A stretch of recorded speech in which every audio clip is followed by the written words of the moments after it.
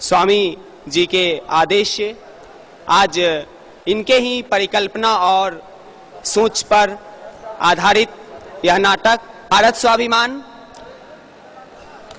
और हमारे सपनों का भारत, काले धन का सच, इन पुस्तिकाओं पर आधारित यह नाटक है। परम पूज्य स्वामी जी के मार्गदर्शन में इसे तैयार किया गया है। और सबसे बड़ी बात, इस नाटक को तैयार करने में बहुत कम समय लिया गया और इस नाटक को करने वाले सभी आप ही के बीच के लोग हैं। जो लोग इस शिविर में आए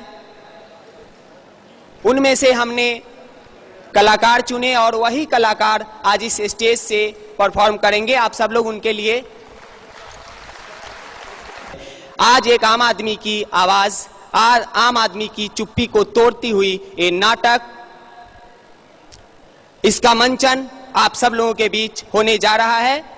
और आज हम सब भारत मां की आजादी के बाद आज जो दूसरी आजादी की लड़ाई परम पूज्य स्वामी जी ने भ्रष्टाचार और काला धन के खिलाफ किया है, उस पूरी चेतना को, उसकी पूरी आत्मा को, उसके रूह को इस नाटक में दिखाया गया है। आप सब आमंत्रित हैं यह नाटक देखने के लिए। समग्र क्रांति। परिधि समूह के हमारे सभी भाइयों को और भाई पंकज नारायण जी जिन्होंने कम उम्र में बड़े ऊंचाइयां प्राप्त की हैं, और भाई निर्मल जी, एक बार भाई निर्मल जी और पंकज जी के लिए हम सब की ओर से बहुत बहुत शुभकामनाएं हैं, जिन्होंने बहुत पुरुषार्थ किया है और अभिक्रम करके अल्प समय में यह एक बहुत ही ऐतिहासिक कार्य करने के लिए और इस समग्र क्रांति के इस नाट्य की प्रस्तुति के लिए हमारे सभी कलाकारों का भी पूरे पतंजलि योगपीठ परिवार की ओर से, युवा भारत की ओर से बहुत बहुत अभिनंदन। कुछ लोग कहते हैं कि हमें कहना नहीं आता, वो लोग जानते हैं कि हम चुप रहते हैं और इस चुप रहने की कीमत हम हर दिन चुकाते हैं। हम अमीर हैं लेकिन हमें बताया गया कि हम गरीब हैं। चंद लोगों के डिनर टेबल पर हमारे सपनों की लाशें बिछी होती हैं और हम भूखे सोते हैं। कुछ जेबों में घुस गया है हमारे सपनों का भारत। वो लोग हमें आम आदमी कहते हैं। आम आदमी उनकी तरक्की की पहली और आखिरी सीढ़ी। वो लोग जो आम आदमी के सपनों का धंधा करते हैं। आम आदमी यानी हम आंखों के सपनों में जीते मरते हैं। जब हमारी आंखें पत्थर की हो जाती हैं, वो लोग इससे पार्ट टाइम में गोटियां खेलते हैं, मानो हम इंसान नहीं, इंसान के पुतले हों।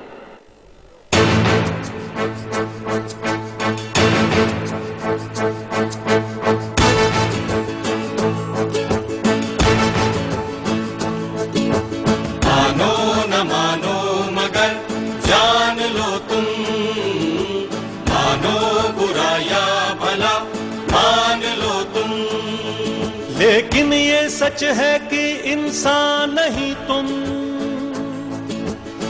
हो इंसान के पुतले।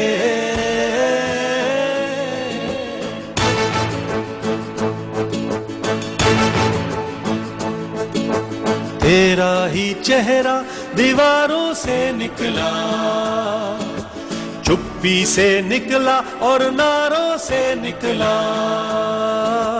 तुम ही ने खरीदा, तुम ही ने बेचा, तुम्हारा ही चेहरा बाजारों से निकला। जब तक ना बोलोगे आंखें ना खोलोगे। लेकिन ये सच है कि इंसान नहीं तुम हो इंसान के पुतले।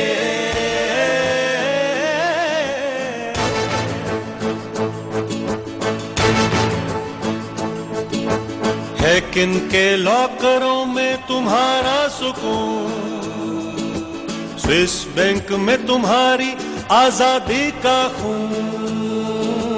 किन की फाइलों में तुम्हारी सड़कें बनी, किन जेबों में रहता भारत का कानून। जब तक ना बोलोगे आंखें ना खोलोगे। लेकिन ये सच है कि इंसान नहीं तुम हो इंसान के पुतले।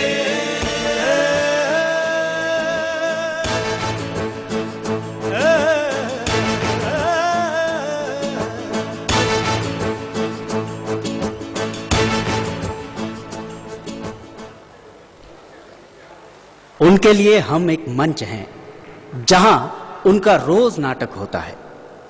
कला संस्कृति को समर्पित संस्था परिधि आज उनके इस नाटक पर नाटक करेगी।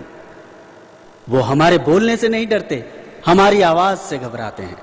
हमारी आवाज जो चुप्पियों में बदल गई है। चुप्पी तोड़ने की हल्की कोशिश हो या आवाज बुलंद करने की बड़ी मुहिम, कहानी तो बनती है भाई। चलिए देखते हैं जागते सपनों की कहानी। कहानी एक ऐसे भारत की जिसे सदियों से मिट्टी में दबाया गया। मुट्ठी भर लोग मिट्टी डालते रहे और भारत भीतर भीतर पनपता रहा। जिंदा है भारत मिट्टी में गड़कर भी। ये कहानी एक अकेले सत्य प्रकाश की नहीं है, बल्कि छटपटाती हुई एक पीढ़ी की है, जिन्होंने देश को आजाद होते देखा है, लेकिन अभी तक अपने को गुलाम महसूस कर रहे हैं। 15 अगस्त का दिन, जिसका इंतजार साल भर तक करते थे सत्यप्रकाश, यह उत्साह आजादी के कुछ सालों तक ही था। आजादी के कई सवालों के सामने सीधे खड़े होने के बाद क्या कहूं दोस्तों, ये कि अब आजादी जैसी बड़ी बात मेरा छोटा दिमाग समझने के मूड में नहीं है, या कह दूं कि शहीदों को हमने व्यवहारों की जगह त्योहारों में समेट दिया है। खैर छोड़िए, कल 16 अगस्त हो जाएगा। लोग रिमोट से चैनल बदल बदल कर मनोरंजन की तलाश में जुट जाएंगे। कुछ लोग न्यूज चैनल देखकर कुछ लोगों को गालियां देकर सो जाएंगे। सब कुछ वैसे ही चलता रहेगा।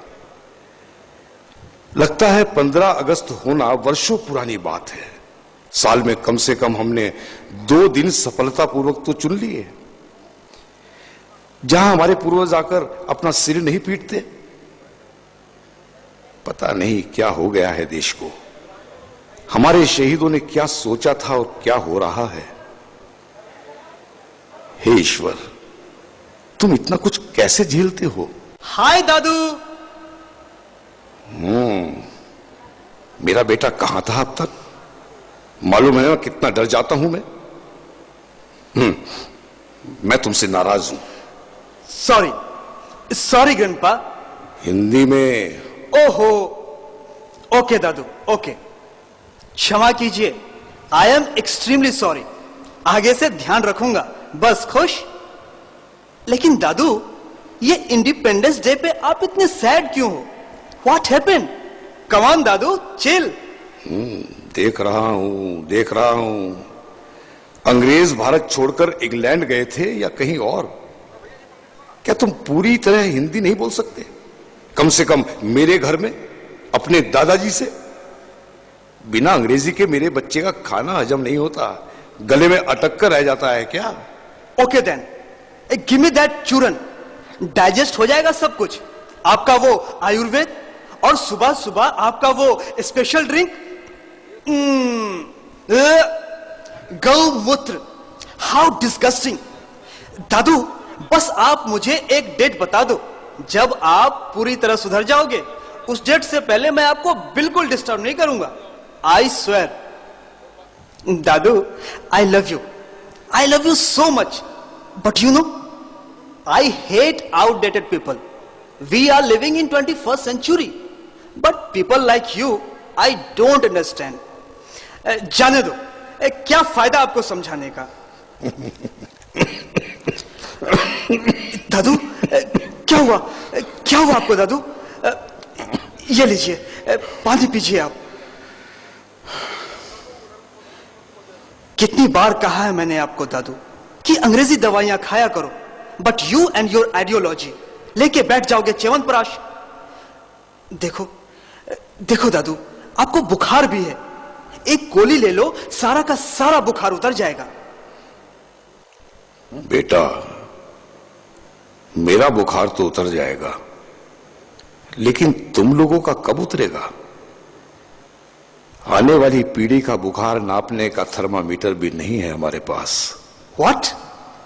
क्या क्या बोलते हो आप दादू? प्लीज टेक रेस्ट और अपने स्मार्ट ग्रैंडसन की बातें मानो और ये घास फूस खाना छोड़कर ना दवाइयां खाओ, ठीक हो जाओगे।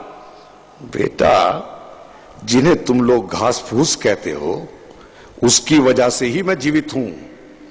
हमारी माटी से निकली आरोग्य बूटियां हैं ये। आयुर्वेद सदियों की खोज का परिणाम है। जिन्हें आज तुम रिसर्चर कहते हो, उस युग में उन्हें ऋषि कहा जाता था। बेटा, इस अद्भुत ज्ञान को हमें जानने की जरूरत है। Okay okay, I got your point. Now please अपने लेक्चर की लेंथ को ना थोड़ा सा कम कर दो आप। बेटा, संस्कारों की उम्मीद तो मैं तुम्हारी पीढ़ी से छोड़ने लगा हूं, लेकिन यह बताने का कष्ट करोगे कि इतनी अनमोल भाषा कहां से सीख कर आते हो तुम?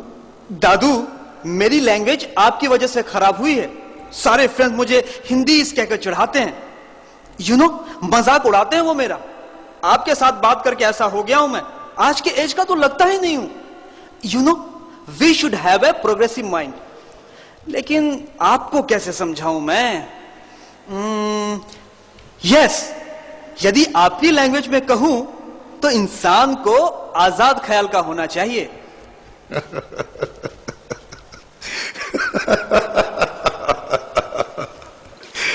आजाद ख्याल?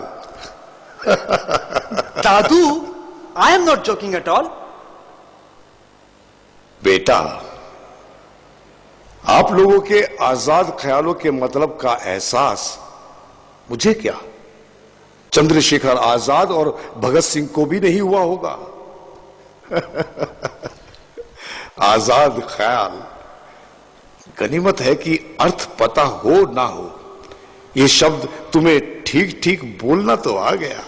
Okay, then you tell me, what is independence? क्या होती है ये आजादी? 15 अगस्त 1947 को क्या हुआ था दादू? लाखन भैया, लाखन भैया, लाखन भैया, लाखन भैया, अपना देश आजाद हो गया। अब फसल उगाएंगे तो अपने लिए। अब ये ससुरा अंग्रेज हमारी छाती पर घोड़ा नहीं दौड़ाएगा। सोना उगाऊंगा अपनी माटी से भैया। भैया, अब हमारा शोषण नहीं होगा। अरे हाँ शुक्ला जी, लगता है अब अपने सपनों का भारत बनेगा। अब हमारे बच्चे भी स्कूल पढ़ने जाएंगे। वो किसी अंग्रेज की गुलामी नहीं करेंगे, वो खुद अफसर बनेंगे। क्यों? हाँ भैया, बिल्कुल ठीक कह रहे हो। और इतना ही नहीं, अब हमारी भाषा में होगी पढ़ाई। भैया, अब कोर्ट कचहरी में गोरे नहीं मिलेंगे, हमारे लोग होंगे हमारे। हमें न्याय तो मिलेगा, है कि नहीं? ओहो, कितना अच्छा होगा ना, जब किसी पर अत्याचार करने से पहले आदमी हजारों बार सोचेगा। अब अपने राज में जिएंगे भैया, अपने राज में, समझे? अरे अच्छा हुआ, नास पीटे गोरों का बोरिया बिस्तर तो बंधा। अब तो मैं भी शहर घूमने जाऊंगी। अरे रूही, तू नहीं गई अपने मुल्क? नहीं सोना काकी, मैं तो इत्थे ही रवांगी। इत्थे ही जम्मिया, इत्थे ही पलिया ते इत्थे ही मरांगी। मैं नहीं जाना किथे भी। आहा, बहुत चंगा। अच्छा, अनवारुल किथे है? अस्सलाम वालेकुम काकी। जिउंदा रह पुत्र, बड़ा ही चंगा लग रहा है। असी सारे इत्थे ही रहे हैं, बहुत चंगा लग रहा है इत्थे तुहानू सारियां नू देख के। असी इकट्ठे रवांगे, सारे मिलके रवांगे। हाँ, कोई लड़ाई झगड़ा नहीं। हाँ, कुछ नहीं। हाँ, सारे प्यार नाल रवांगे पुत्र। हाँ काकी, हाँ, क्यों? हम सब लोग प्यार से रहेंगे। अरे, अब इस देश को छोड़ के कहां जाएंगे? हैं? यहीं जन्मे, यहीं पले? नहीं काकी, नहीं। तुम्हारे हाथ का वो खाना वहां कहां मिलेगा? जिउंदा रह पुत्र, जिउंदा सही कहते हो बरखुरदार, हम भारत को छोड़कर कहीं नहीं जाएंगे। हाँ। अब मिलेगी हमारे कारोबार को सच्ची आजादी। हमारा उत्पादन देसी होगा, हमारे मूल्य देसी होंगे और हम दुनिया को दिखा देंगे कि हमारे स्वदेशी का तराना पूरी दुनिया में कैसे गाया जाएगा। दुनिया के बाजार में भारत आगे होगा, इतना आगे होगा कि लोग कहानियों में जिक्र करेंगे कि देखो भारत की तरक्की, देखो भारत का बाजार और देखो भारत का स्वदेशीपन। हम लड़कियां भी करेंगी अब आवाज बुलंद। आजादी के बाद सदियों की बंदिशें टूटेंगी। अब शायद हम भी अपने घरों में आजाद हो पाएंगी। इस लड़ाई में आखिर हम महिलाओं का भी योगदान रहा है। दुनिया गाएगी अब भारत की नौजवानी के तराने। युवा भारत बनेगा भविष्य का भारत। हम आजाद भारत में दिखाएंगे अपनी प्रतिभा का जादू। आसमान की बुलंदियों को छूकर हम बता देंगे सारी दुनिया को कि हम सब आजाद हैं। अब हम चुनेंगे अपने लोगों को, हम पर हमारा शासन होगा, हम किसी के गुलाम नहीं होंगे।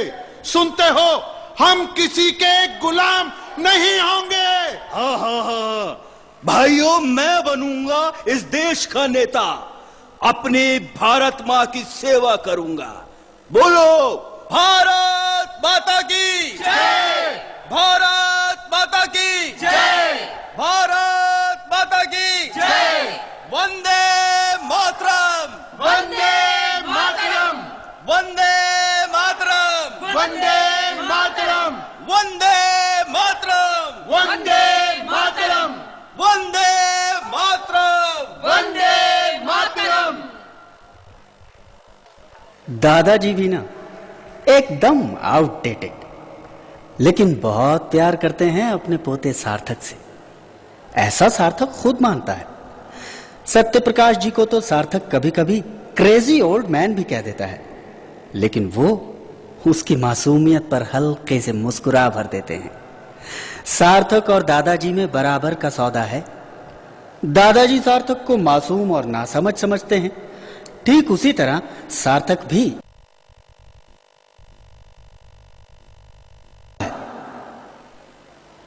दादाजी। हाँ बेटा, बोलो, आ गए जिम से? हाँ दादू। दादू। हाँ बेटा। You know, Dadu, when I go to gym, I feel aggressive while doing. लेकिन आप तो योगा करते हुए एकदम शांत दिखते हो। You look so calm and quiet. आप योगा करके ना, you look very energetic. इसमें कोई डाउट नहीं है। लेकिन पता नहीं दादू, ये योगा मुझे क्यों बोरिंग लगता है। I can't do it. बेटा, पहले योग को योग कहना सीख लो, योगा फिर बोरिंग लगना भी बंद हो जाएगा। तुम्हारी पीढ़ी के बच्चे इसे पसंद भी करते हैं, और वो इसलिए क्योंकि हमारा ही योग विदेशों से तुम्हारे लिए योगा बनकर आया है। तुम लोग तो विवेकानंद को भी नहीं जानते होंगे। क्यों जानोगे भाई, अब वो विवेकानंदा जो हो गए हैं। दादू, आप आउटडेटेड हो, अब पकाओ मत। You are just a crazy old man. जाओ जाओ यहां से, अब ये क्रेजी ओल्ड मैन तुमसे बात नहीं करेगा। हाँ। सॉरी दादू। हाँ, अंग्रेज 64 साल पहले मेरे लिए भारत छोड़कर गए थे, और तुम्हारे लिए सॉरी। दादू, आप भी ना हम यूथ से जलते हो। आप यू फील जेलस ना। अरे स्टाइल भी कोई चीज होती है दादू। स्टाइल? बेटा, 77 पार कर गए तेरे दादू। देख, तन के चलता हूं। सारे रोगों को मरी हुई नानियां याद आती हैं मेरे पास आने में।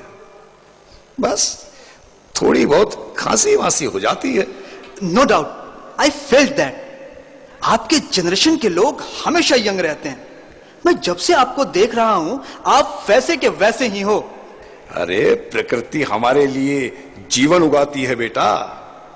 हमारे शरीर में ही हमारे स्वस्थ रहने का रहस्य है। योग से हम वहां तक पहुंचते हैं जहां से हम आते हैं। हमारे जीवन में योग और आयुर्वेद हो तो हम हमेशा स्वस्थ प्रसन्न रहेंगे। बड़े दादू को भी देखा था मैंने बचपन में। क्या इस थी बड़े दादू की जब वो हमें छोड़कर गए थे दादाजी? पूरे 115 साल। That's amazing. वो तो तुम्हें अपने बलिष्ठ कंधों पर घुमाते थे। या दादाजी, आई रिमेम्बर ऑल दैट। वो बाजार ले जाकर घुमाते थे मुझे, टॉफियां देते थे मुझे। कितने क्यूट थे ना, कितने अच्छे थे मेरे बड़े दादू। दादू, आप भी बिल्कुल उन्हीं के जैसे हो। और क्या, पहले के लोग जीते थे 100 साल, 150 साल। अब तो उम्र होती है बस 60 से 70 साल। अगर कुछ और ना हो तब। ये क्या दादू, एकदम से बच्चे हो जाते हो आप भी। Please Dadu, don't behave like kids. मैं हूं ना, देखो मुझे, इधर देखो आप, मुझे देखो। Yes, that's like a brave grandpa. अब आप ही मेरे मम्मी हो और आप ही मेरे daddy. I miss them, but now you are my mom and dad both.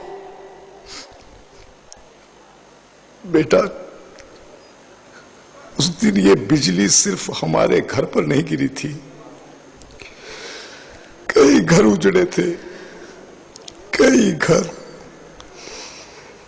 अब मकान है जहां उनकी तस्वीरें रहती हैं। उस दिन टेलीविजन की ब्रेकिंग न्यूज मेरी आंखों में बम के गोले बरसा रही थी। मार्केट में सभी लोग दिवाली की रोशनी खरीदने आए थे और बस एक धमाके ने उनके घरों में अंधेरा कर दिया। क्या कसूर था उन लोगों का? दादू, दादू संभालो अपने आप को दादू। वो लोग जो घर नहीं लौट पाए, निकले थे खुशियां खरीदने, और अरे वो तो अपने निर्दोष होने का सच भी नहीं बता पाए। उनके खून पर उनका बिखरा सामान जो एक दिन बाद दिवाली मनाता, वो मातम मना रहा था।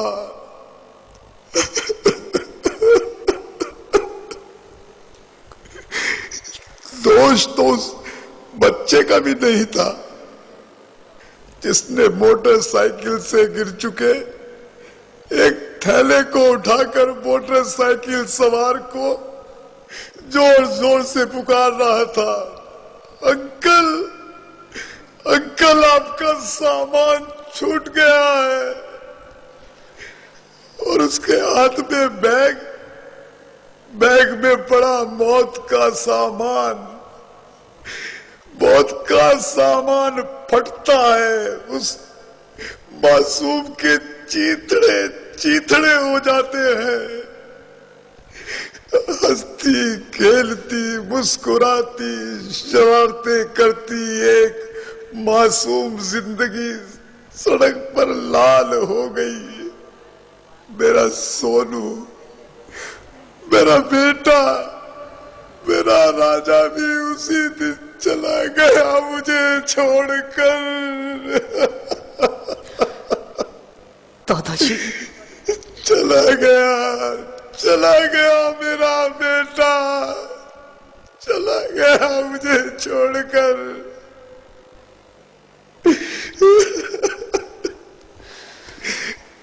तुम्हारे लिए दिवाली के पटाखे और मेरे लिए कपड़े ले चुका था। मेरा पसंदीदा कुर्ता उसके खून में सना था, बटोर कर लाया था अपने बेटे को सड़क से। दादाजी, दादाजी संभालिए अपने आप को दादाजी। दादाजी, ये पानी पी लीजिए आप। दादू, दादू, टेल मी, ये टेररिस्ट होते कौन है? Why do they go and just kill innocent people? दादू, आखिर मेरे मम्मी डैडी ने उनका बिगाड़ा क्या था? बेटा, ये सवाल सिर्फ तुम्हारा नहीं है। अभी तो जो स्थिति है, आने वाला समय और भी खराब होगा। लोग सपनों में नहीं, डर में जिएंगे। गुलाम भारत अंग्रेजों के घोड़ों की टापों से जितना नहीं डरता था, उतना स्वतंत्र भारत में सड़क पर चलते हुए डर लगता है।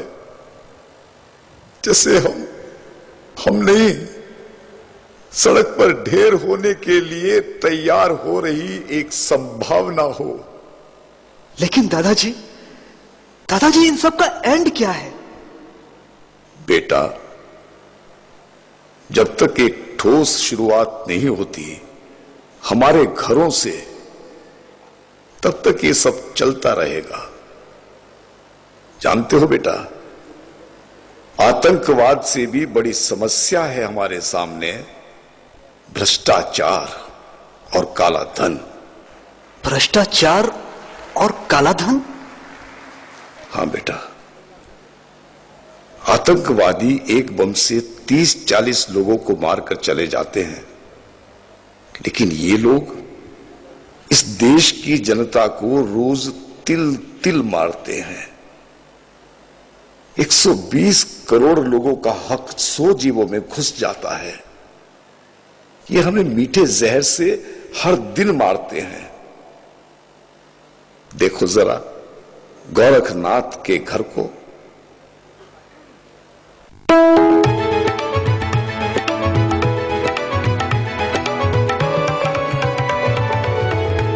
आस्था जीवन का आधार। MDH की दुनिया में आपका स्वागत है। वाह, क्या खुशबू है और स्वाद भी है। डिलीशियस। बादशाह, तुसी ते मसाले ते शहंशाह। आपकी मेहरबानी से। MDH, the real spice of India.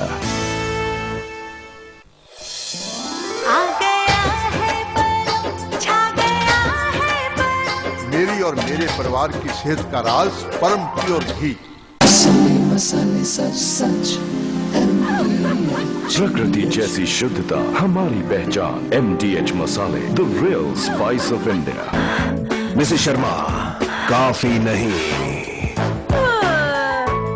अपनाइए come sodium वाला डॉक्टर सॉल्ट, वजन घटाए चुटकी में। किचन किंग भोया गरम मसाला, पाव भजिया चंकी चाट मसाला, असली मसाले सच सच। MDH MDH।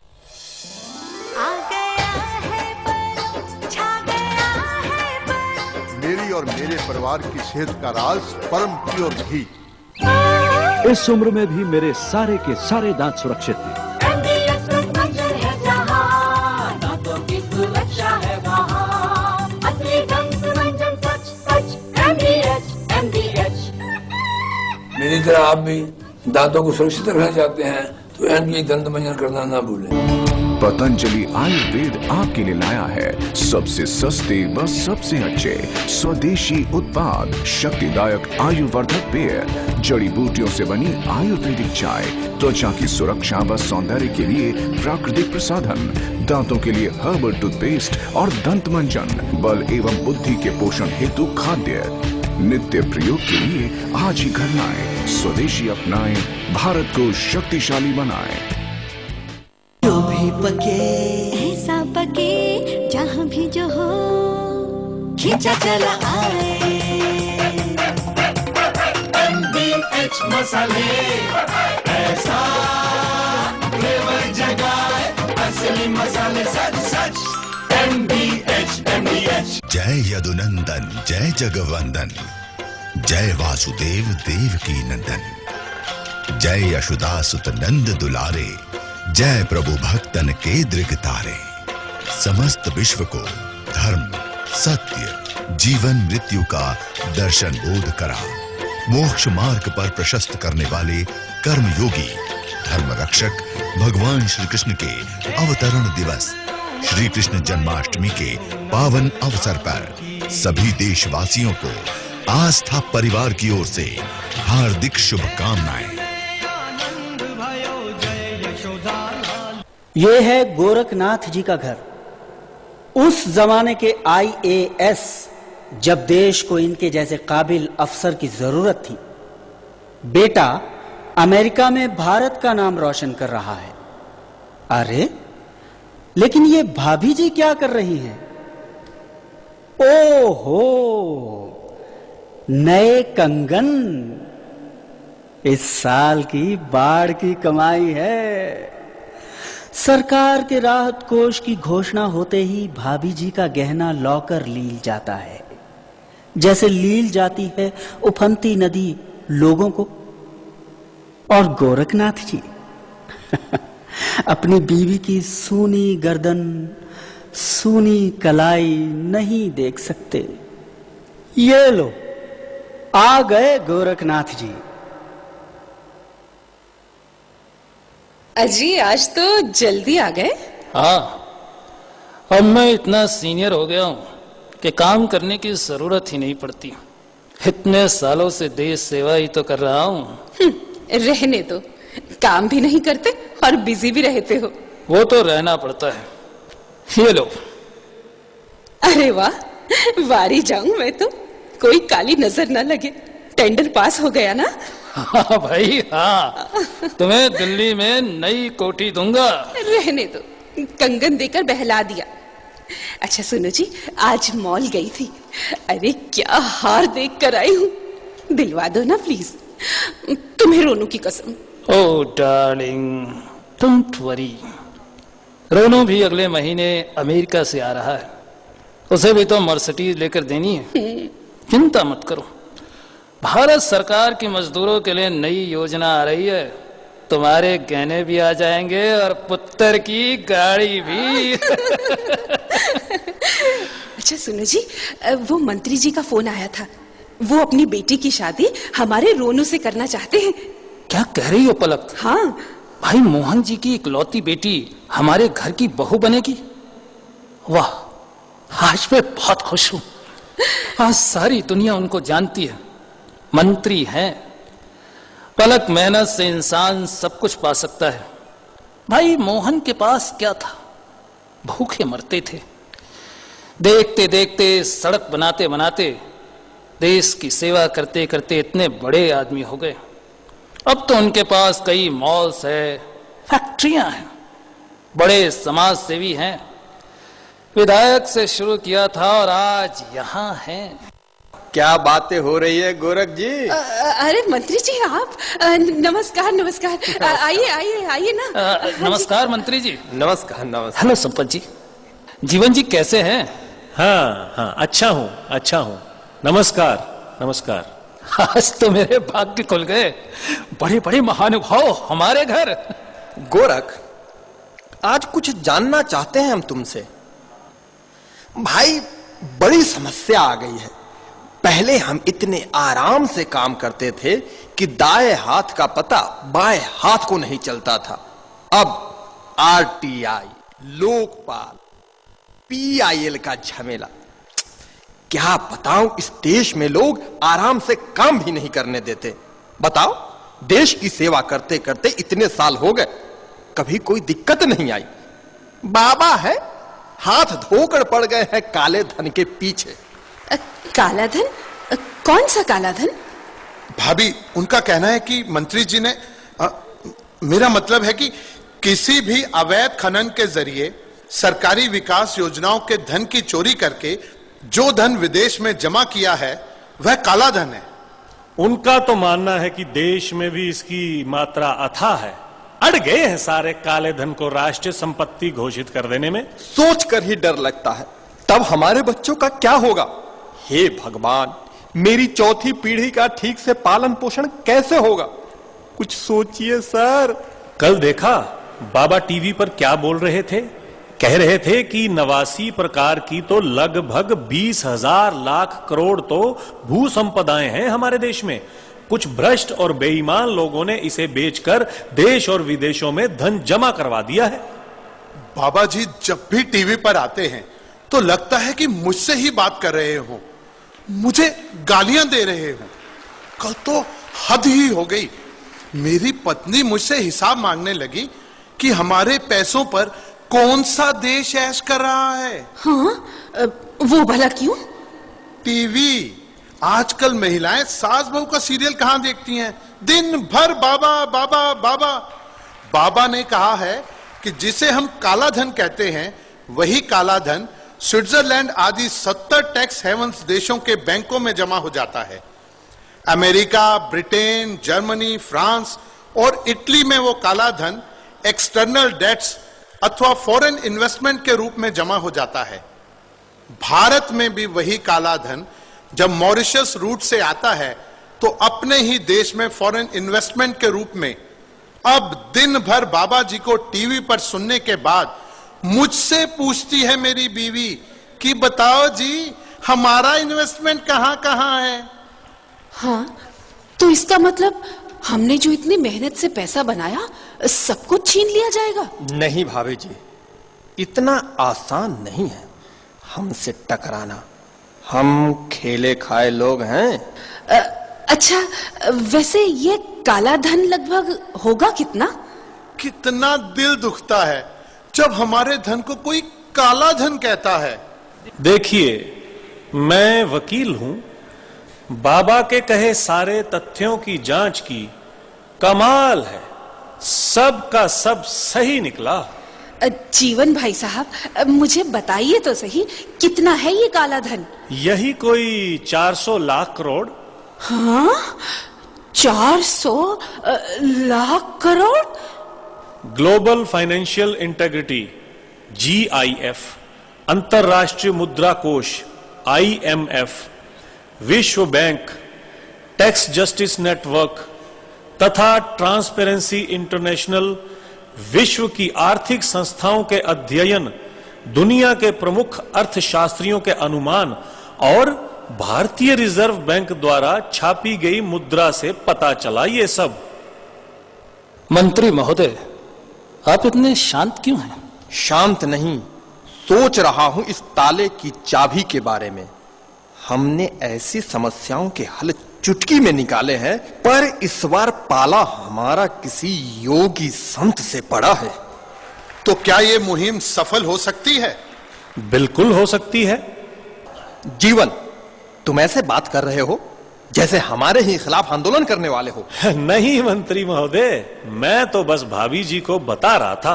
अरे छोड़ो यार, कुछ नहीं होता, यहां अपना राज है। बड़े बड़ों को देखा है, देख लूंगा। हम सब मिलकर इतने दिनों से राज करते आए हैं, आगे भी करते रहेंगे। बाबा सब कुछ ले आएंगे, हमारे वाला कमीनापन कहां से लाएंगे?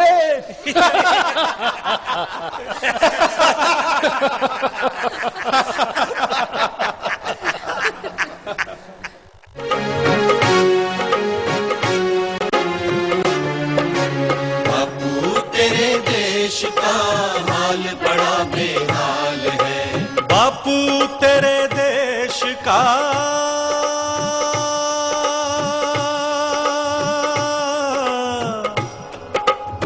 हाल बड़ा बेहाल है। राजा है खुशहाल लेकिन जनता फटेहाल है। बापू तेरे देश का हाल बड़ा बेहाल है। ईश्वर अल्लाह तेरे नाम सबको सन्मति दे भगवान।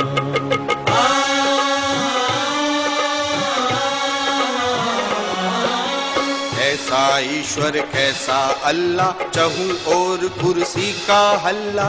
ये भी दल्ला वो भी दल्ला, लूट रहे सब देश का गल्ला। बस कुर्सी की खातिर ही ये राजघाट पर आते हैं। छुरी बगल में दुबकाए ये नाम राम का गाते हैं। तेरी लाठी से क्या होगा, मोटी इनकी खाल है। बापू तेरे देश का हाल बड़ा बेहाल है।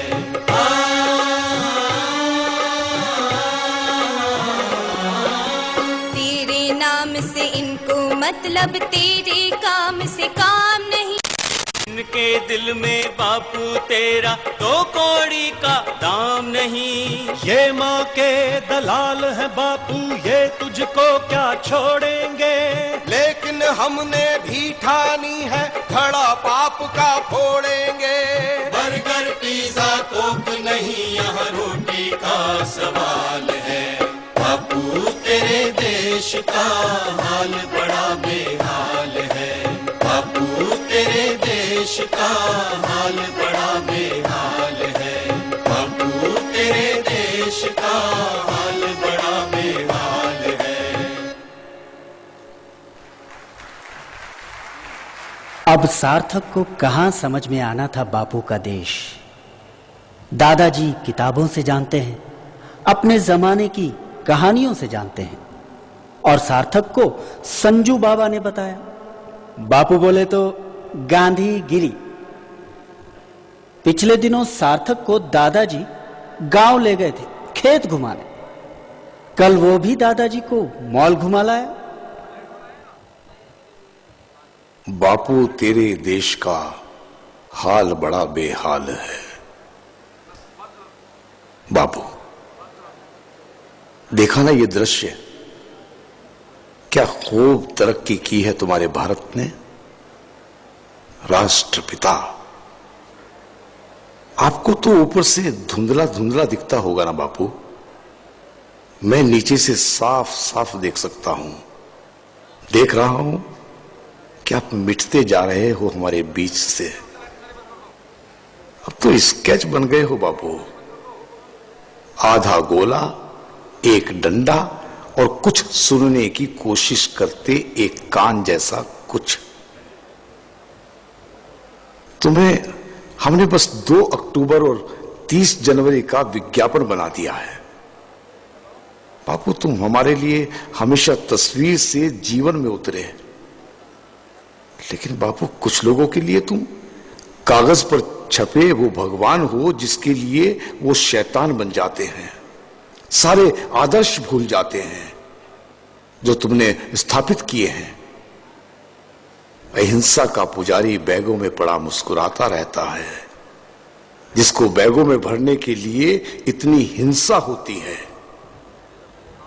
बापू तुम्हें तुम्हारे ही देश में टेबल के नीचे एक जेब से दूसरी जेब में डाल दिया जाता है। तुम्हें हम दिलों में रखते हैं और वो जेबों में। तुम्हें तो 2 मिनट में एक देश से दूसरे देश के अकाउंट में ट्रांसफर कर दिया जाता है, और फिर निकलना पड़ता है तुम्हें उस देश के महानायक की शक्ल में। तुमने तो काले गोरे का भेद मिटाने से जंग की शुरुआत की थी ना। अजीब बात है, कागज पर छपी तुम्हारी तस्वीरों का बंडल अब काला धन कहलाती है। दादू, किससे बात कर रहे हो आप? बापू से। बापू से? खैर छोड़ो, कैसा रहा आज का दिन तुम्हारा? अच्छा था दादू, इनफैक्ट बहुत अच्छा था। अपने शहर में एक कमाल का मॉल बन रहा है दादू, पूरे 1 किलोमीटर में। We can go and buy everything from there. और सबसे गुड न्यूज तो यह है दादू कि उसके बगल में जो एक गंदी सी झोपड़पट्टी थी ना, इसी बहाने वो भी साफ हो गया। चुप हो जाओ, उस गंदी झोपड़पट्टी में भी इंसान रहते थे। दादू, why are you reacting like this? ऐसा मैंने क्या कह दिया? बेटा, ऐसा सिर्फ तुम नहीं कहते, बल्कि आजादी के बाद आजादी की टकटकी लगाए 80% से ज्यादा भारत ऐसा रोज सुनता है।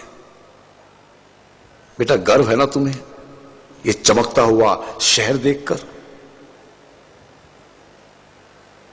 दादू, एक तरफ आप कहते हो कि डेवलप कंट्री चाहिए, और other side you are thinking like this. इतनी अच्छी बिल्डिंगें हैं, कॉम्प्लेक्स है, मल्टीप्लेक्स है, इंस्टीट्यूट है, सारी फैसिलिटी होती है शहर में। गांव के लोग भी आकर जॉब कर पाते हैं शहर में। तुम्हें पता है बेटा कि गांव के कई चिरागों की रोशनी पीकर शहर की एक स्ट्रीट लाइट जलती है। मुझे शहर के सजने से कोई दिक्कत नहीं है, मेरा कलेजा तो सिर्फ तब फटता है जब देखता हूं दियों को बुझते हुए और एक लाइट को जलते हुए। बेटा, मैं ये नहीं कह रहा कि यहां अंधेरा है, बस इतना कह रहा हूं कि हमारी आंखों के सामने इतनी तेज रोशनी है कि कुछ दिख नहीं रहा। माय डियर दादू, मुझे कुछ समझ में नहीं आया। What do you want to say? दादू, यू नो, कभी कभी मुझे समझ में नहीं आता है कि आप बातें कर रहे हो या poetry. What do you want to say? Please tell me सीधा सीधा। ये जलेबी मत बनाओ प्लीज। बेटा, हम ये अक्सर भूल जाते हैं कि जिन मकानों में हम रहते हैं, जिन मंदिरों में हम पूजा करते हैं, जिन अस्पतालों में हम इलाज करवाते हैं, जिन विद्यालयों में हमारे बच्चे पढ़ते हैं और जिन सड़कों पर हम गाड़ियां चलाते हैं, देश का ये सारा निर्माण देश के गरीब मजदूर व कारीगर ने किया है। वो गांव में रहते हैं, वो झुग्गियों में रहते हैं, वो हमारे सम्मान की रक्षा करते हैं, दिन रात मेहनत करते हैं और बदले में मुट्ठी भर लोग उनका अपमान करते हैं। सॉरी दादू, मैं आगे से किसी इंसान को गंदा नहीं कहूंगा। I am very sorry. बेटा, इसमें तुम्हारा दोष नहीं है, गलती हमारी है। नहीं संभाल पाए आजादी जैसी नायाब चीज को। बताओ, 121 करोड़ लोगों का अन्नदाता किसान अभी किस हालत में है? जानते हो बेटा, भारत की आत्मा गांवों में बसती है। हमारे शहर वाले गांव का दिया खाते हैं। उनके श्रम का उचित मूल्यांकन होना बाकी है। मजदूर हमारे जीवन दाता हैं, किसान हमारे अन्नदाता हैं। उनका अपमान करना गलत है। I agree. दादू, अब गांव में भी अपने राइट्स के लिए अवेयरनेस आ रही है। आपने ही तो दिखाया था। ये देखिए, आपके गांव की चौपाल। देखो भैया, आजादी के बाद भी अगर भारत के 50% लोग अनपढ़ हैं, हमें अपने देश की भाषाओं में उच्च तकनीकी शिक्षा पाने का अधिकार नहीं है। गरीब और अमीर के लिए एक जैसी शिक्षा व्यवस्था नहीं है। शिक्षा में चरित्र निर्माण के लिए संस्कार और योग शिक्षा का समावेश नहीं है। हमारे पूर्वजों के ज्ञान, जीवन और चरित्र के बारे में हमारी शिक्षा व्यवस्था में अपमानजनक बातें पढ़ाई जाती हैं। तो क्या ये सब हमारी शिक्षा व्यवस्था की असफलता नहीं है? हाँ चाचा, बिल्कुल ठीक कह रहे हो। अब एक बात सुनो, भारत सरकार के एक अनुमान के अनुसार विद्यालयों में शिक्षा के लिए प्रवेश पाने वाले 18 करोड़ विद्यार्थियों में से केवल 1 करोड़ विद्यार्थी ही अपने उच्च शिक्षा प्राप्ति के लक्ष्य में सफल हो पाते हैं। यह हमारी शिक्षा व्यवस्था की सबसे बड़ी नाकामयाबी है। एकदम सही। हाँ बिल्कुल बिल्कुल ठीक कह रहे हो, बिल्कुल एकदम सही। बिल्कुल ठीक, बिल्कुल ठीक कह रहे हो बेटा। 64% देश के लोग बीमार होने के बाद उपचार नहीं करा सकते। उन बीमार लोगों को हम तड़पते बिलखते मरने के लिए छोड़ देते हैं, और जो 35% लोग इलाज भी करवाते हैं तो उसमें 7 लाख करोड़ रुपए से ज्यादा देश के लोगों के धन का दोहन मात्र रोगों को नियंत्रित करने में होता है। और इनमें भी लगभग 50% लोग मेरी तरह अपनी जमीन और घर बेचकर या गिरवी रखकर इलाज करवाते हैं। अरे ये हमारी स्वास्थ्य व्यवस्था की नाकामयाबी नहीं है तो और क्या है? काका काका काका, आराम से आराम से आराम से काका, बैठ जाओ बैठ जाओ। भैया, एक बात तो हम भी कहना चाहते हैं। गुलामी के समय जो 34,735 कानून अंग्रेजों ने हमें लूटने, शोषण करने और सदियों तक हमको गुलाम बनाने के लिए बनाए थे, उन कानूनों को हमने आजाद भारत में क्यों लागू कर रखा है? हाँ हाँ, क्यों लागू कर रखा है? हाँ, क्यों लागू किया हुआ है? सही कह रहे हो, इसके ऊपर तो हमें सोचना चाहिए। चचा, जुम्मन मियाँ बिल्कुल ठीक कह रहे हैं। अब 100 अपराधियों में से केवल 5 लोगों को ही हमारी न्याय व्यवस्था दंड दे पाती है। अब 95 लोगों को हमारी न्याय व्यवस्था में न्याय ही नहीं मिल पाता है। बताओ, भ्रष्टाचार करके देश का धन स्विस बैंक और अन्य विदेशी बैंकों में जमा हो जाता है। 100 में से 30 हमारी बहन या बेटियों के साथ जिंदगी में कभी ना कभी छेड़छाड़ या उनकी इज्जत को तार तार करने की कोशिश की जाती है। हर साल लगभग 1 करोड़ बेटियों की गर्भ में ही हत्या कर दी जाती है। हर 1 घंटे में 3 बहनों की दहेज के लिए हत्या और प्रति घंटे लगभग 2 बेटियों के साथ बलात्कार होता है। अरे आतंकवादी हो या खाने पीने की वस्तुओं में जहरीली मिलावट करके 115 करोड़ लोगों की जिंदगी के साथ खिलवाड़ करने वाले अपराधी हो, आखिर हमारी न्याय व्यवस्था इन भ्रष्टाचारियों, दहेज के लिए हत्या करने वालों, बलात्कारियों और अन्य अपराधियों को क्यों नहीं दंड दे पा रही है? बिल्कुल ठीक कह रहे हो। बिल्कुल ठीक कह रहे हो बेटा, बिल्कुल ठीक। लेकिन इसका सीधा मतलब है कि हमारी न्याय व्यवस्था में परिवर्तन की आवश्यकता है। देश की सारी व्यवस्थाओं के जड़ में न्याय व्यवस्था और अर्थव्यवस्था ही होती है। और वर्तमान में इन दोनों व्यवस्थाओं के ठीक से ना चलने के कारण ही देश में चारों ओर संघर्ष, शोषण, पक्षपात और अन्याय हो रहा है। कहीं आतंकवाद की आग तो कहीं जाति या मजहब का उन्माद और नक्सलवाद की आग है। हमारी गलत नीतियों और गलत व्यवस्थाओं के कारण ही देशवासियों को न्याय नहीं मिल पा रहा है।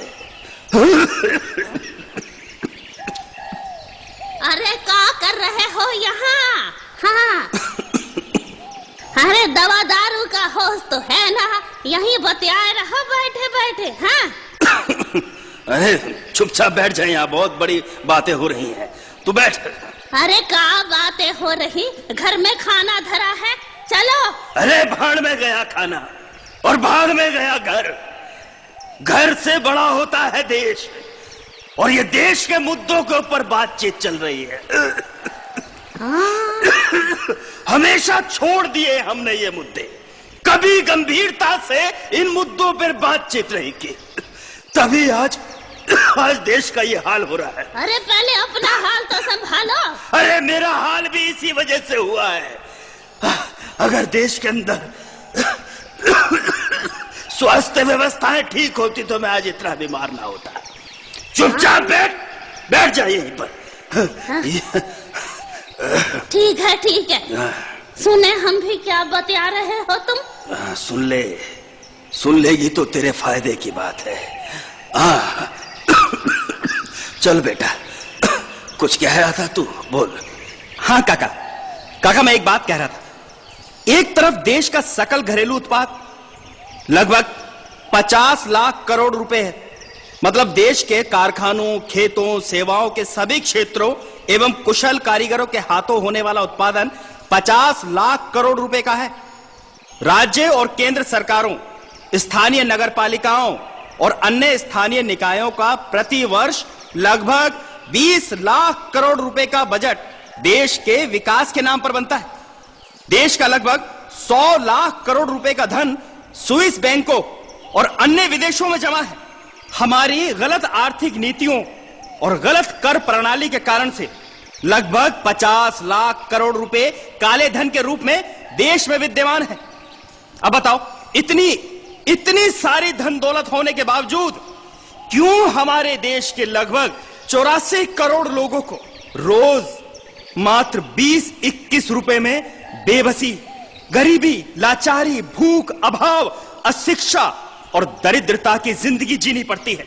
बताओ, विकास के अभाव, अशिक्षा बेरोजगारी और भूख आदि के कारण क्यों देश के लगभग 250 जिले नक्सलवाद की आग में जल रहे हैं?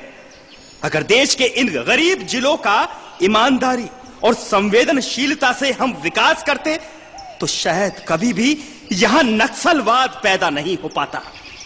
आजादी के बाद भी हम देश को मूलभूत सुविधाएं, रोटी, कपड़ा, मकान, शिक्षा, स्वास्थ्य, सुरक्षा, बिजली, पानी और सड़क आदि उपलब्ध नहीं करा पाए हैं। हमारी मुद्रा व संपत्ति का अवमूल्यन व देश के नागरिकों की वैश्विक प्रतिष्ठा में गिरावट हमारी अर्थव्यवस्था की विफलता दर्शाती है। संयुक्त राष्ट्र संघ की मानव विकास सूची, उसमें भारत का नाम 134वें स्थान पर आना क्या हमारी अर्थनीतियों के मुंह पर शर्मनाक तमाचा नहीं है?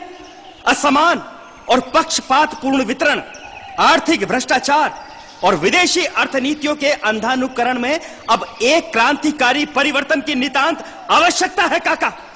हाँ हाँ, बिल्कुल ठीक कह रहे हो। तू कैसे मुंह खोल के बैठी है? तेरी समझ में कुछ आया? अरे हाँ हाँ, समझने की कोशिश कर रही हूँ। कुछ कुछ तो पल्ले में पड़ रहा है। चल ठीक है, अच्छी बात है, बैठी रहे। अरे सुरेश, तुम बोलो बेटा, क्या कह रहे थे तुम? काका, मैं कह रहा था कि हमें एक क्रांतिकारी परिवर्तन की नितांत आवश्यकता है। योग, अध्यात्म एवं सेवा को मूल में रखते हुए व्यक्ति निर्माण से घर में खाना धरा है, चलो। अरे भाड़ में गया खाना और भाड़ में गया घर। घर से बड़ा होता है देश, और ये देश के मुद्दों के ऊपर बातचीत चल रही है। हमेशा छोड़ दिए हमने ये मुद्दे, कभी गंभीरता से इन मुद्दों पर बातचीत नहीं की, तभी आज देश का ये हाल हो रहा है। अरे पहले अपना हाल तो संभालो।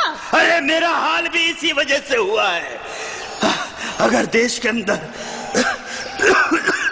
स्वास्थ्य व्यवस्थाएं ठीक होती तो मैं आज इतना बीमार ना होता। चुपचाप बैठ जाइए यहीं पर। ठीक है ठीक है, सुने हम भी क्या बता रहे हो तुम? सुन लेगी तो तेरे फायदे की बात है। चल बेटा, कुछ कह रहा था तू, बोल। हाँ काका, मैं एक बात कह रहा था। एक तरफ देश का सकल घरेलू उत्पाद लगभग 50 लाख करोड़ रुपए है, मतलब देश के कारखानों, खेतों, सेवाओं के सभी क्षेत्रों एवं कुशल कारीगरों के हाथों होने वाला उत्पादन 50 लाख करोड़ रुपए का है। राज्य और केंद्र सरकारों, स्थानीय नगरपालिकाओं और अन्य स्थानीय निकायों का प्रति वर्ष लगभग 20 लाख करोड़ रुपए का बजट देश के विकास के नाम पर बनता है। देश का लगभग 100 लाख करोड़ रुपए का धन स्विस बैंकों और अन्य विदेशों में जमा है। हमारी गलत आर्थिक नीतियों और गलत कर प्रणाली के कारण से लगभग 50 लाख करोड़ रुपए काले धन के रूप में देश में विद्यमान है। अब बताओ, इतनी सारी धन दौलत होने के बावजूद क्यों हमारे देश के लगभग 84 करोड़ लोगों को रोज मात्र 20-21 रुपए में बेबसी, गरीबी, लाचारी, भूख, अभाव, अशिक्षा और दरिद्रता की जिंदगी जीनी पड़ती है? बताओ, विकास के अभाव, अशिक्षा, बेरोजगारी और भूख आदि के कारण क्यों देश के लगभग 250 जिले नक्सलवाद की आग में जल रहे हैं? अगर देश के इन गरीब जिलों का ईमानदारी और संवेदनशीलता से हम विकास करते तो शायद कभी भी यहां नक्सलवाद पैदा नहीं हो पाता। आजादी के बाद भी हम देश को मूलभूत सुविधाएं, रोटी, कपड़ा, मकान, शिक्षा, स्वास्थ्य, सुरक्षा, बिजली, पानी और सड़क आदि उपलब्ध नहीं करा पाए हैं। हमारी मुद्रा व संपत्ति का अवमूल्यन व देश के नागरिकों की वैश्विक प्रतिष्ठा में गिरावट हमारी अर्थव्यवस्था की विफलता दर्शाती है। संयुक्त राष्ट्र संघ की मानव विकास सूची, उसमें भारत का नाम 134वें स्थान पर आना क्या हमारी अर्थनीतियों के मुंह पर शर्मनाक तमाचा नहीं है? असमान और पक्षपातपूर्ण वितरण, आर्थिक भ्रष्टाचार और विदेशी अर्थनीतियों के अंधानुकरण में अब एक क्रांतिकारी परिवर्तन की नितांत आवश्यकता है काका। हाँ हाँ, बिल्कुल ठीक कह रहे हो। तू कैसे मुंह खोल के बैठी है? तेरी समझ में कुछ आया? अरे हाँ, समझने की कोशिश कर रही हूँ। कुछ तो पल्ले में पड़ रहा है। चल ठीक है, अच्छी बात है, बैठी रहे। अरे सुरेश, तुम बोलो बेटा, क्या कह रहे थे तुम? काका, मैं कह रहा था कि हमें एक क्रांतिकारी परिवर्तन की नितांत आवश्यकता है। बिल्कुल ठीक कह रहे हो सुरेश तुम। अरे सीमा जी नमस्कार। नमस्कार। अब मैं क्या कह रहा हूँ, आपने जो बताया और जो आपके लिखे हुए लेख मैंने पढ़े, बस उन्हीं से ये जानकारी मिली। आपकी वजह से ही आज गांव के इस चौपाल पर इधर उधर की बातें ना होकर सिर्फ देश की समस्याओं को लेकर बातें होती हैं। बहुत खूब सुरेश, पर तुम एक बात भूल रहे हो सुरेश। कौन सी बात? हमारे देश के किसान और मजदूरों के बारे में। आजादी के 63 वर्षों में हमने देश के अन्नदाता किसान व राष्ट्र के निर्माता मजदूर व कारीगरों का जितना अपमान किया है, उतना शायद अन्य किसी और का नहीं किया। किसान के खेत को न पूरा पानी, न पूरी बिजली और न सही बीज उपलब्ध है। जहरीले व महंगे खाद व कीटनाशकों ने देश के किसानों को आत्महत्या के लिए मजबूर कर दिया। साथ ही यह जहरीला अन्न खाकर देश के 115 करोड़ लोगों की जिंदगी में खतरनाक रोग पैदा हो गए हैं। प्रतिवर्ष हमारी गलत कृषि नीतियों के कारण रासायनिक खाद व जहरीले कीटनाशकों के नाम पर लगभग 5 लाख करोड़ रुपए की किसानों की आर्थिक लूट होती है और इसके परिणाम स्वरूप पैदा होती है बीमारियों से लाखों लोगों की मौत। और दूषित आहार जनित रोगों को नियंत्रित करने में देश के लगभग 7 लाख करोड़ रुपए बर्बाद हो जाते हैं। किसान का बीज, कीटनाशक व इन जहरीली खादों को खरीदने में अपनी कुल फसल की आय का लगभग 80% खर्च हो जाता है। इससे बड़ा प्रमाण हमारी गलत नीतियों व भ्रष्ट व्यवस्थाओं का और क्या होगा? सीमा जी, लेकिन इन सब सवालों का जवाब क्या है? हल क्या है इसका? इन सब प्रश्नों का हल है व्यवस्था परिवर्तन। बिना व्यवस्था को बदले हम भारत का भाग्योदय नहीं कर सकते। देश की समस्याओं के पूर्ण समाधान का एकमात्र मार्ग है व्यवस्था परिवर्तन। अब थोड़े बहुत उपचार और सुधार से काम नहीं चलेगा। अब तो एक बड़े अभियान की भारत को सख्त जरूरत है। तभी भारत माता पर लगे गहरे घाव व रोगों का हम पूरा इलाज कर पाएंगे। हमारे साथ हो रहे अन्याय, पक्षपात, हमारी गरीबी व दुर्दशा के लिए हमारी जाति, प्रांत या कोई मजहब जिम्मेदार नहीं है, अपितु गलत नीतियां, भ्रष्ट व्यवस्थाएं व भ्रष्टाचार के कारण ही देश के अधिकांश लोग, जिसमें सभी जाति, प्रांत व मजहब सम्मिलित हैं, इन सब के साथ अन्याय हो रहा है या इंसाफ नहीं मिल रहा है। सीमा बेटी बिल्कुल ठीक कह रही है। हाँ सीमा जी, आप बिल्कुल ठीक कह रही हैं। हम आपके साथ हैं। क्यों जुम्मन मियां? अरे हम भी हैं भैया, ठीक है, और क्या, हम भी तो इस देश में रहते हैं कि नहीं? अरे हाँ, बिल्कुल सही कह रही है सीमा बिटिया। बिल्कुल सही कह रही है सीमा। अरे तुझे कुछ समझ में आया? अरे हाँ, तुम ही क्या अकेले ठेकेदार हो, हमें भी तो समझ में आ ही रहा है। लो, ये सुधारेगी भारत देश को। जा तू अकेली कर, जा। अरे काका, आप काकी से लड़ क्यों रहे? भाई देखिए, काकी भी सब समझती हैं। हाँ, और काकी भी भारत की दुर्दशा को सुधारने में हमारा साथ देंगी। क्यों काकी? अरे हाँ, क्यों नहीं दूंगी, बिल्कुल दूंगी। चल पहले तू घर चलकर मुझे दबा दे। चल चलो। हाँ।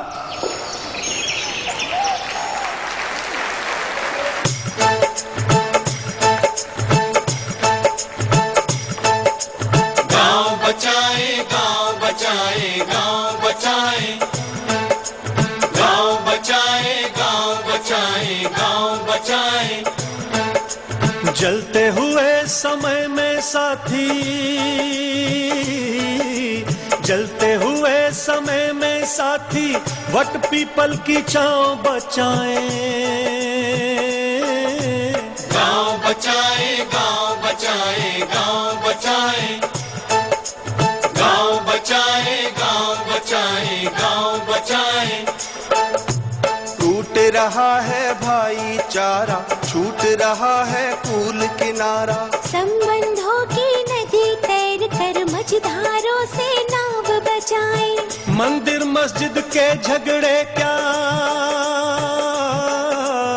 मंदिर मस्जिद के झगड़े क्या, ऊंच नीच अगड़े पिछड़े क्या, भारत माँ की सब संतानें इंसान बनकर भाव बचाएं। गांव बचाए, गांव बचाए, गांव बचाए, गांव बचाए, गांव बचाए, गांव बचाए। गले गले सब मिलकर देखो, फूलों सा सब खिलकर देखो, देखो सबके मन प्राणों को संवेदन के पांव बचाए। सूर्य चंद्र नभ एक विधाता, सूर्य चंद्र नभ एक विधाता, एक सभी की धरती माता, एक रंग के लहू पसीने, एक हृदय सद्भाव बचाएं। गांव बचाए, गांव बचाए, गांव बचाए, गांव बचाए, गांव बचाए, गांव बचाए, गांव बचाए, गांव बचाए, गांव बचाए।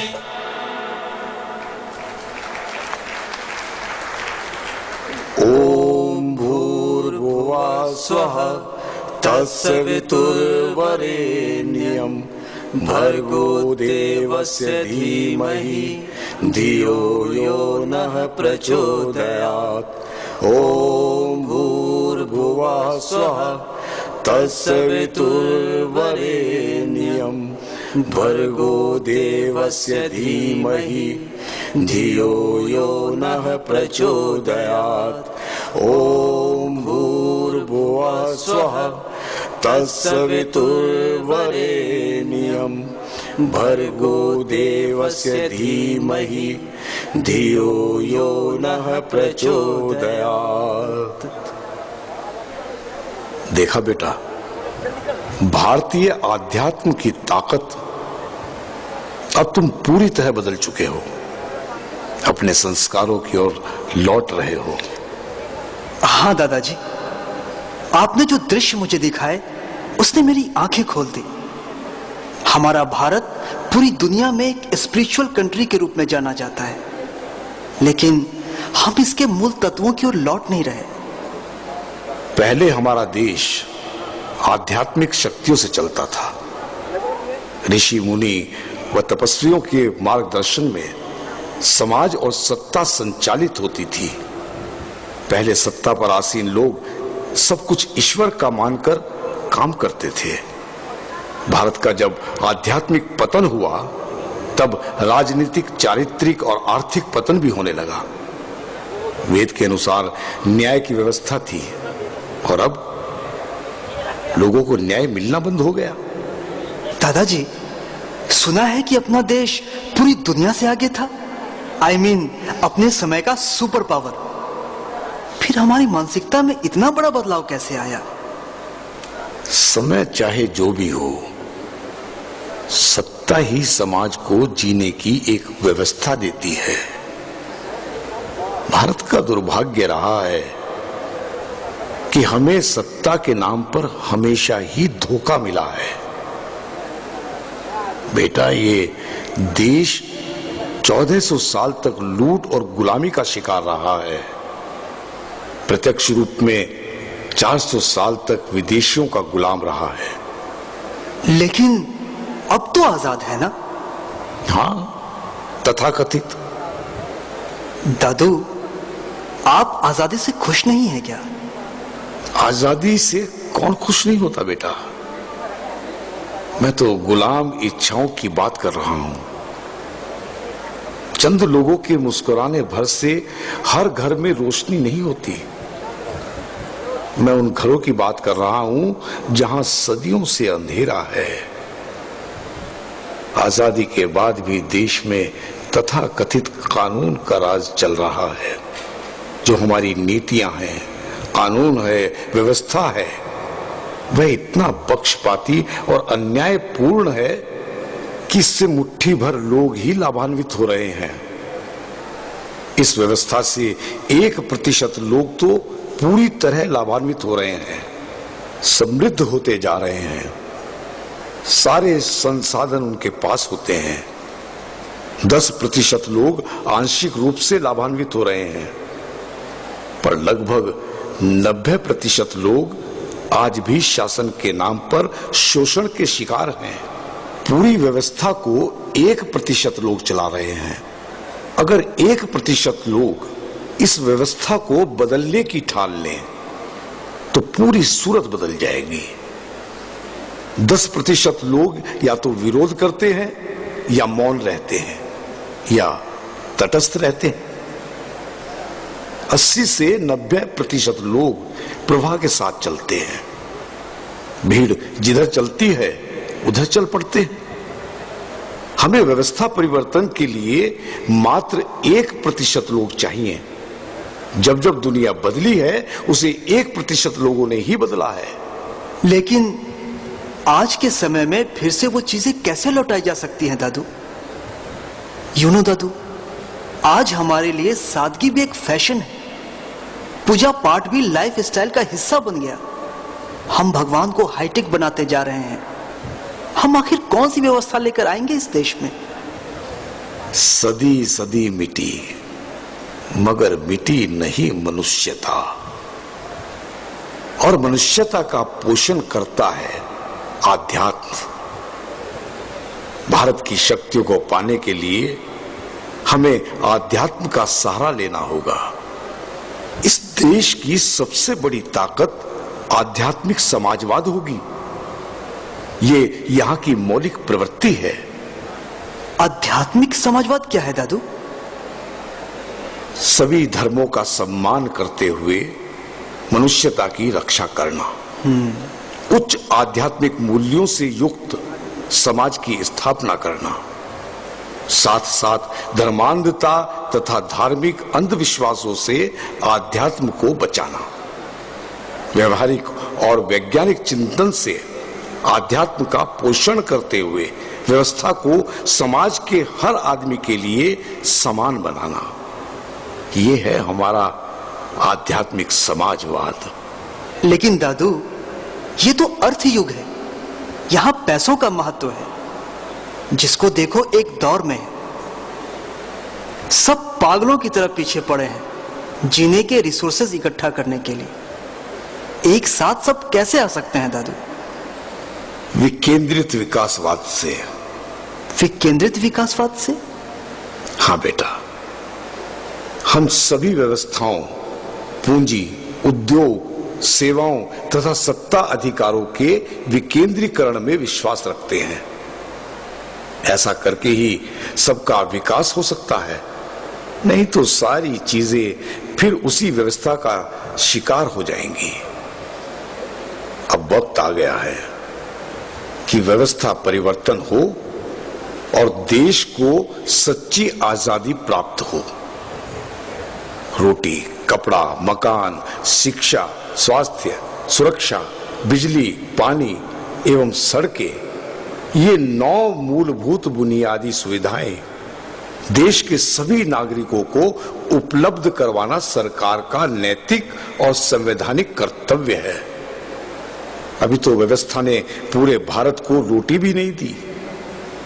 दादू, लोकतंत्र में सब लोग एक साथ इकट्ठे होकर आवाज तो उठा सकते हैं, अपना हक तो मांग सकते हैं ना? तुम्हारे हाथ में सरकार है, मैं इसलिए चुप हूं। मेरे सामने घर बार है, मैं इसलिए चुप हूं।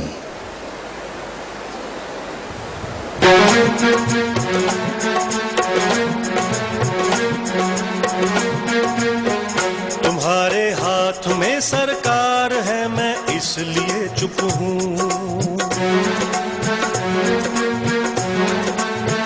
तुम्हारे हाथ में सरकार है, मैं इसलिए चुप हूं, और मेरे सामने घर बार है, मैं इसलिए चुप हूँ। तुम्हारे हाथ में सरकार है, मैं इसलिए चुप हूँ।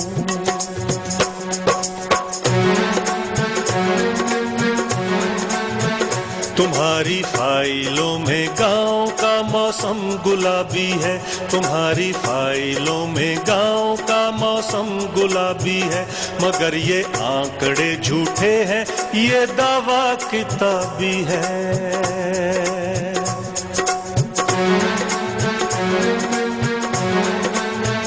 उधर जमहूरियत का ढोल पीटे जा रहे हैं वो, उधर जमहूरियत का ढोल पीटे जा रहे हैं वो, इधर पर्दे के पीछे बर्बरियत है, नवाबी है।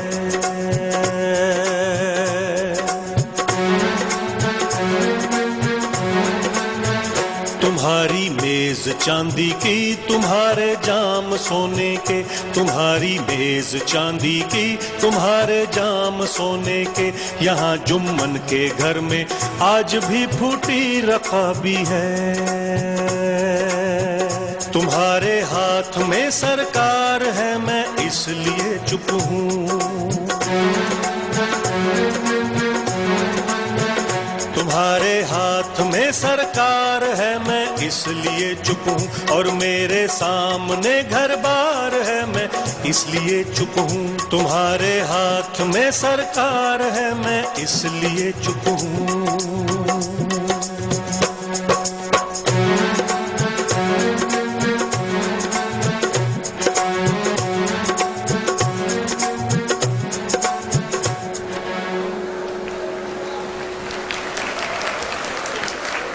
दादू, ये जो ब्लैक मनी है यानी काला धन कहां से आता है? ये आप कहते हैं कि देश का इतना सारा धन चंद भ्रष्टाचारियों की जेब में घुस जाता है, कैसे होता है ये सब?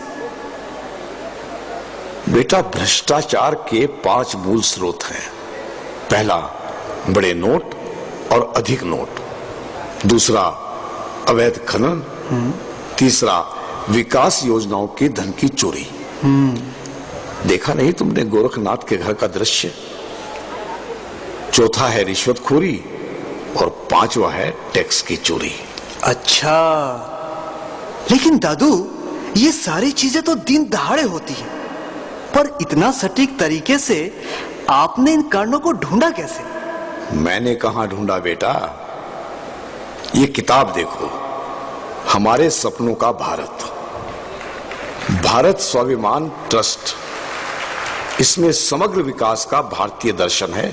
अरे वाह दादू, वेरी गुड। मैं भी पढ़ूंगा और अपने फ्रेंड्स को भी दूंगा। दादू, इसमें तो यह भी बताया गया होगा कि काला धन को देश हित में वापस पाने और भ्रष्टाचार को खत्म करने के उपाय क्या होंगे? हाँ, है ना। इसके लिए हमें पहले तो कठोर कानून बनाना होगा। कठोर कानून बनाकर भ्रष्टाचारियों के काले धन के 5 स्रोतों को बंद किया जाना चाहिए।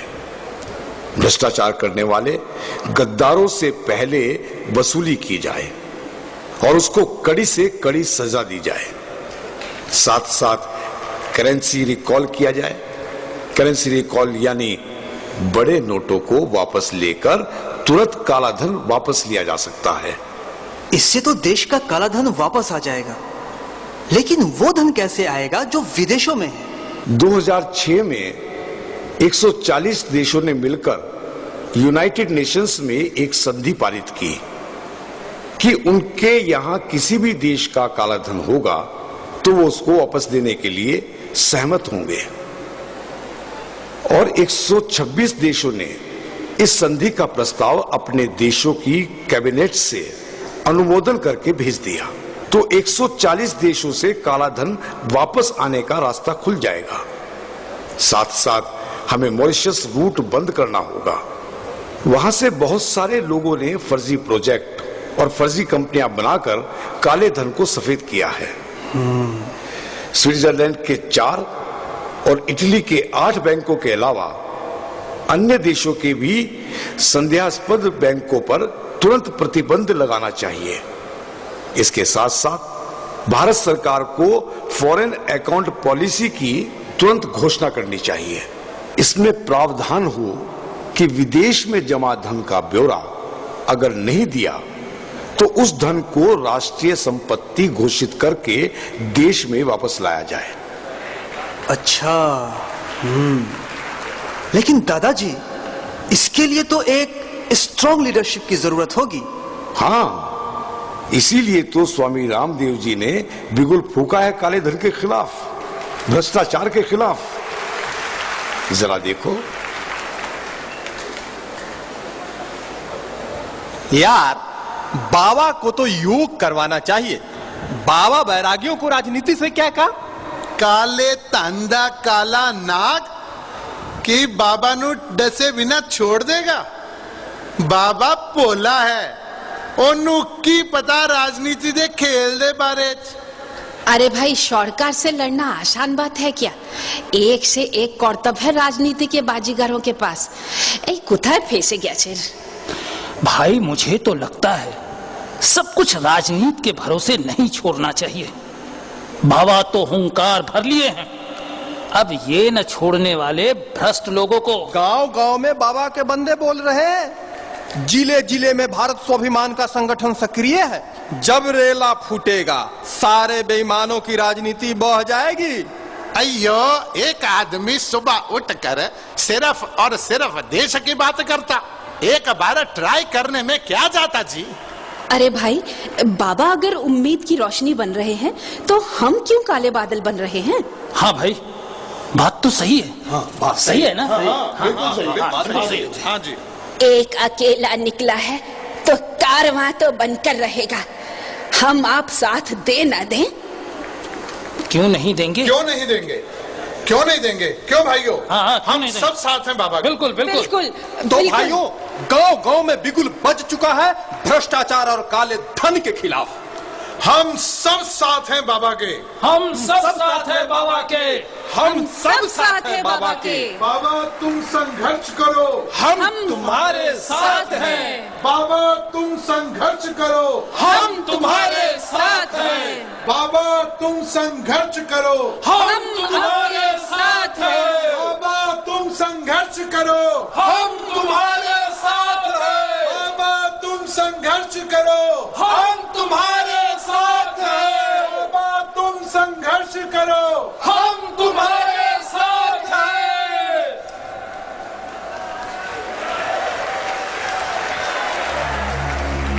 सिर्फ हंगामा खड़ा करना मेरा मकसद नहीं, मेरी कोशिश है कि ये सूरत बदलनी चाहिए। मेरे सीने में नहीं, तेरे सीने में सही, हो कहीं भी आग लेकिन आग जलनी चाहिए। हो गई है पीर पर्वत सी पिघलनी चाहिए, इस हिमालय से कोई गंगा निकलनी चाहिए। इस हिमालय से कोई गंगा निकलनी चाहिए।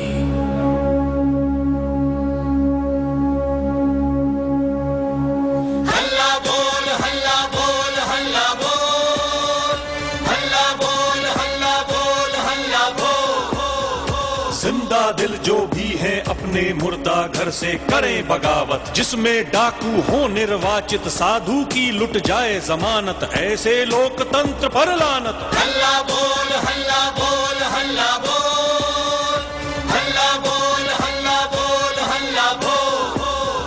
नस्ल वही है जोंकों वाली, चेहरे केवल नए नए हैं, चुन देना था जिनको दीवारों में वे चुन लिए गए हैं। ऐसे अब है राजमहिषी और गाय बछेड़ों की है शामत, जिंदा दिल जो भी है अपने मुर्दा घर से करें बगावत। जय जयकार शकुनियों की है जनमत का उठ गया जनाजा, शहनशाहों की संसद से प्रजा मांगे विक्रम राजा। रामकृष्ण की धरती को यह रास न आई नई सियासत। हल्ला बोल, हल्ला बोल, हल्ला बोल, हल्ला बोल, हल्ला बोल, हल्ला बोल। 5 5 साल पर वाम तर्जनी पर कालिक पुतवाने वालों, दुराचार सागर में डूबी लोकतंत्र की नाव बचा लो। अंधेरों के पास है गिरवी तेरे उजालों की जमानत, जिंदा दिल जो भी है अपने मुर्दा घर से करें बगावत। हल्ला बोल हल्ला बोल हल्ला बोल, हल्ला बोल हल्ला बोल हल्ला बोल, हल्ला बोल हल्ला बोल हल्ला बोल, हल्ला बोल हल्ला बोल हल्ला बोल।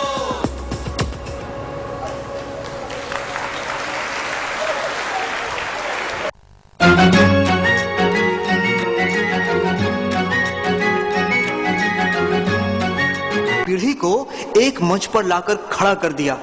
हमें हमारा भारत वापस चाहिए। हाँ बेटा, हमारे वास्ते निकले तुम्हारे वास्ते निकले, निकले कहीं से भी मगर कुछ रास्ते निकले।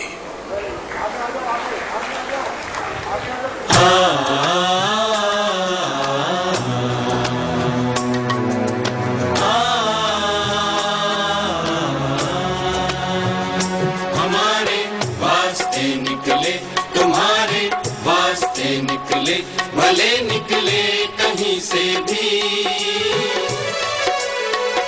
मगर कुछ रास्ते निकले, मगर कुछ रास्ते निकले, मगर कुछ रास्ते निकले, मगर कुछ रास्ते निकले।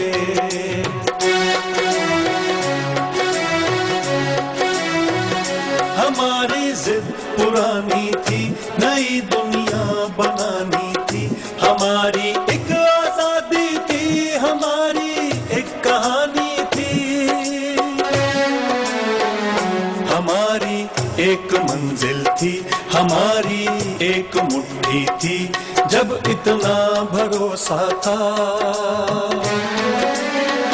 तो क्यों ये फासले निकले, तो क्यों ये फासले निकले, तो क्यों ये फासले निकले, तो क्यों ये फासले निकले।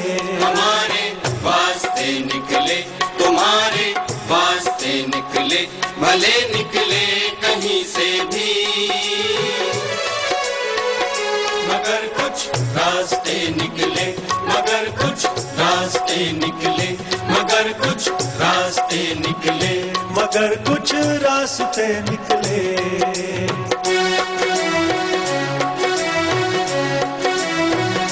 हमारी एक चाहत थी कि जंजीरों को तोड़ेंगे, इंसानों की धरती को कुछ इंसानों से जोड़ेंगे। हमारा एक जमाना था जो सदियों पुराना था, उसे पाना जरूरी है।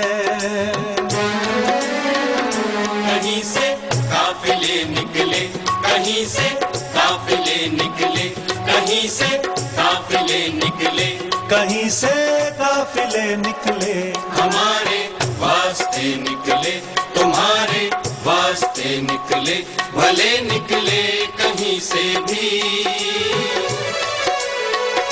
मगर कुछ रास्ते निकले, मगर कुछ रास्ते निकले, मगर कुछ रास्ते निकले, मगर कुछ रास्ते निकले।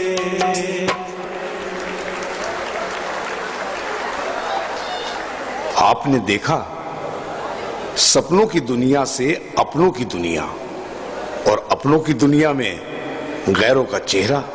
आपने देखा देश की अस्मिता का चीर हरण करने वाले कौन हैं? वही जिन्हें हम बनाते हैं, लेकिन वो हमें ही बनाकर चले जाते हैं। सदियों की गुलामी ने हमें चुप रहना सिखाया और हमने चुप रहने के तरीके ढूंढ लिए, और उन्होंने बड़ी चालाकी से हमें बहलाना भी सीख लिया। कोई कहता है मैं सरकार से बंधा हूं, कोई कहता है मैं पार्टी के नाम पर सब कुछ हार चुका हूं, बंधा हूं पार्टी लाइन से। कोई कहता है बताओ बताओ हो क्या रहा है, मुझे तो कुछ दिखाई नहीं दे रहा। कोई कहता है बंधा हूं मैं तो नीति, नियम और नैतिकता से। चाहते सब हैं कि बदलाव हो, परिवर्तन हो, पर पहल से बचना चाहते हैं सभी ऐसे बंधे हैं जैसे बंधुआ मजदूर हो, अपनी ही अनर्गल इच्छाओं के। चंद लोग अपनी एक इच्छा के लिए हजारों लाखों मासूम सपनों का सौदा करते हैं। दरअसल हम और आप सब जिम्मेदार हैं अपने अतीत और वर्तमान के। दोष आप मुझे दें या मैं आपको, ये तो कोई समाधान नहीं। भ्रष्टाचार के इस विषम बिहड़ से देश को निकालने के लिए हमें और आपको अभियान में भागीदार बनना होगा। पहले खुद को जगाना होगा, अपने स्वाभिमान को जगाना होगा, तब जागेगा भारत स्वाभिमान। जब जन जन जागेगा तब भ्रष्टाचार का भूत देश से भागेगा। एक बेहतर कल के लिए हमें आज का पल जीना होगा। जिस तरह हमारे अमर शहीदों ने अपने सुखों की आहुति देकर, पुराणों की आहुति देकर हमें आजादी दी, उसी तरह हमें संकल्प लेना होगा कि हम अपने आने वाली पीढ़ी को एक बेहतर कल देंगे। स्वामी रामदेव जी कहते हैं कि नियमित योगाभ्यास व स्वदेशी का व्रत लेकर, साथ ही मतदान के समय निष्कलंक, बेदाग और योग्य व्यक्ति को वोट देकर विकेंद्रित विकास एवं आध्यात्मिक समाज के निर्माण में सहयोग करना सबका परम कर्तव्य है। बिल्कुल सही कहते हैं बाबा। योग और स्वदेशी के छोटे से व्रत से देश को बहुत बड़ा लाभ मिलेगा। फिर तो हर साल गांव को लगभग 5 करोड़ रुपए का अतिरिक्त आर्थिक लाभ होगा। रोग, नशा व विदेशी कंपनियों के लूट के षड्यंत्र से मुक्त एक स्वस्थ, समर्थ व संस्कारवान भारत का निर्माण होगा। निष्कलंक, बेदाग व योग्य लोगों को वोट करने से भ्रष्टाचार, कालाधन व भ्रष्ट व्यवस्थाओं से मुक्त एक स्वस्थ, समर्थ व संस्कारवान भारत का निर्माण होगा। निष्कलंक, बेदाग व योग्य लोगों को वोट करने से भ्रष्ट व्यवस्थाओं से मुक्त एक आदर्श राज्य व्यवस्था स्थापित होगी। भारत आर्थिक व आध्यात्मिक आदि सभी दृष्टि से उन्नत होगा। हमें सत्ता व संपत्ति के प्रलोभनों से दूर रहकर भारत स्वाभिमान की नीतियों के अनुरूप शक्तिशाली भारत बनाने के लिए अपनी संपूर्ण ऊर्जा के साथ काम करना होगा। और इतना ही नहीं, इसके लिए हमें हर समय आत्म बलिदान के लिए तैयार रहना पड़ेगा। खास बात दोस्तों कि हमें स्वदेशी वस्तुओं को अपनाने की आदत डालनी चाहिए। हम पर विदेशी वस्तुओं का उपयोग करने का एक अलग तरह का नशा छाता जा रहा है। इससे मुक्त होना होगा। हम अपने घर से इसकी शुरुआत कर सकते हैं। सबसे ज्यादा जरूरी है खुद को भ्रष्टाचार से दूर रखना। जी बिल्कुल। जब हम खुद भ्रष्टाचार से दूर रहेंगे तभी तो इसे मिटाने के लिए संघर्ष कर पाएंगे। सबसे अहम तो यह है कि संघर्ष करने के लिए हमारा स्वस्थ रहना बहुत जरूरी है। और स्वस्थ रहने के लिए जरूरी है योग। तो चलिए संकल्प लेते हैं कि योगाभ्यास करते हुए स्वयं स्वस्थ रहेंगे, फिर स्वस्थ समाज और फिर स्वस्थ राष्ट्र का निर्माण करेंगे। संकल्प लेते हैं कि मजदूर, गरीब और अमीर सबको समान रूप से शिक्षा, स्वास्थ्य, न्याय एवं सम्मान दिलाएंगे। कहते हैं दृढ़ संकल्प का कोई विकल्प नहीं होता। हम हल्ला बोलेंगे सबसे पहले अपने भीतर। हम व्यवस्था बदलेंगे सबसे पहले अपने घर से। देखा, मेरे पोते को इतनी अच्छी हिंदी बोलनी आ गई। ये था व्यवस्था परिवर्तन की दिशा में पहला कदम। आपको क्या लगा, कहानी खत्म? बिल्कुल नहीं, क्योंकि कहानी हमारे नाटक में थी ही नहीं। हमारे नाटक में हम सबका चेहरा था और हर चेहरा एक कहानी है।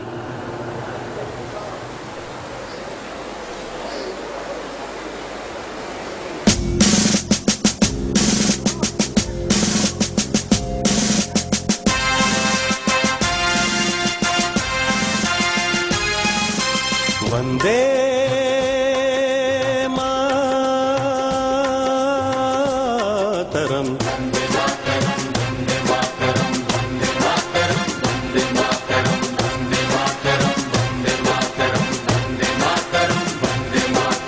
वंदे मातरम।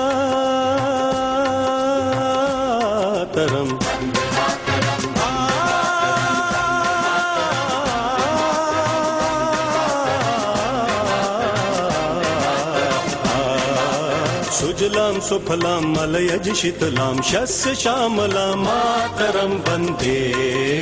सुजलाम सुफलाम मलयज शीतलाम शस्य श्यामलाम मातरम वंदे मातरम।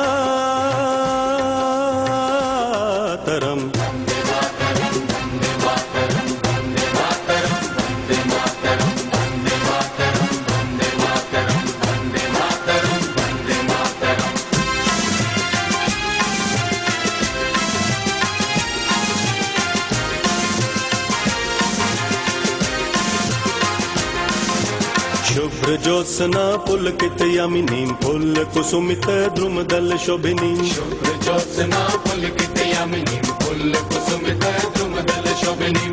सुहासिनीं सुमधुर भाषिनीं सुखदां वरदां मातरम।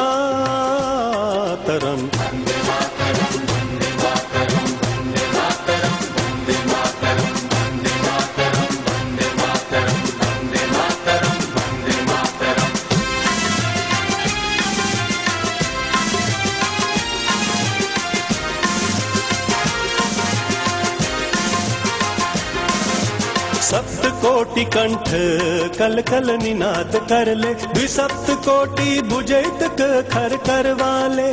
सप्त कोटि कंठ कल कल निनाद कर ले। द्विसप्त कोटि भुजैत खर करवाले। और बोला कहनो मैं तो बोले बाहुबल धारिणी नमानि तारिणी रिपुदल कारिणी मातरम वंदे मातरम।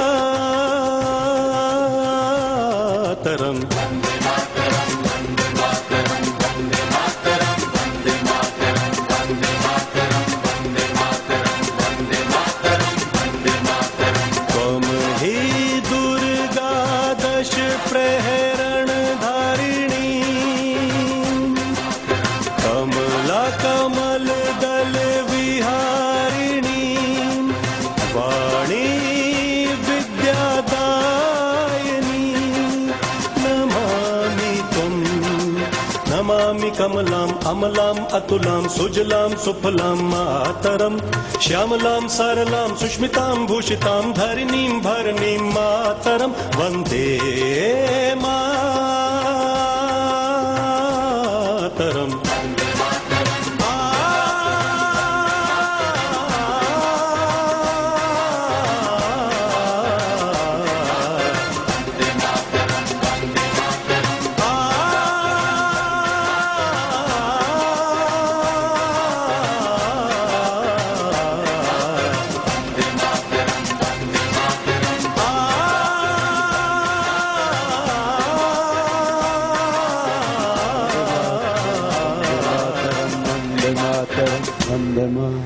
बोले भारत माता की।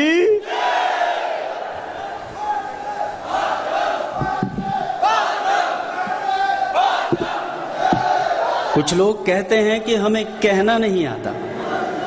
वो लोग जानते हैं कि हम चुप रहते हैं और इस चुप रहने की कीमत हम हर दिन चुकाते हैं। आप सब लोगों को कैसा लगा? बहुत अच्छा। एक बार हमारे साथ बोलेंगे हल्ला बोल, हल्ला बोल, हल्ला बोल। भ्रष्टाचार के खिलाफ, काला धन के खिलाफ हल्ला बोल। यह नाटक आप सभी पात्र जो यहां सामने जी रहे हैं, इस नाटक को डायरेक्ट किया है, निर्देशित किया है श्री निर्मल वैद्य जी ने।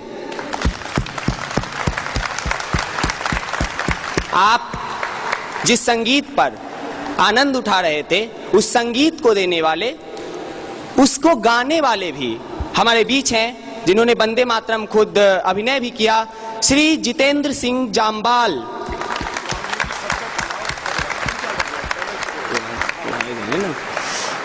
अभी एक एक करके हम अपने कलाकारों को आगे लाते हैं, फिर स्वामी जी आकर उन्हें आशीर्वाद देंगे तो हमें बड़ी प्रसन्नता होगी। मैं बारी बारी से फिर उनको बुलाओ और स्वामी जी, श्रद्धेय श्री आचार्य जी, अन्य विशिष्ट गण्यमान व्यक्ति जो हमारे बीच उपस्थित हैं, मैं उन सब से निवेदन करूंगा कि वे मंच पर आएं और हम स्वामी जी के मार्गदर्शन में और हमारे सपनों के भारत पर आधारित या नाटक था, हम मंच की तरफ से उनका स्वागत करते हैं, उनका सम्मान करते हैं। आप सब लोग इतने भावपूर्ण तरीके से इस नाटक को देख रहे थे, हम आपका भी बहुत अभिनंदन करते हैं। स्वामी जी हमारे बीच आ रहे हैं, हम सब लोग उनका, श्रद्धेय आचार्य जी का अभिनंदन करते हैं पूरे परिधि आर्ट ग्रुप की ओर से। श्रद्धेय स्वामी जी और श्रद्धेय आचार्य जी को हम सब लोग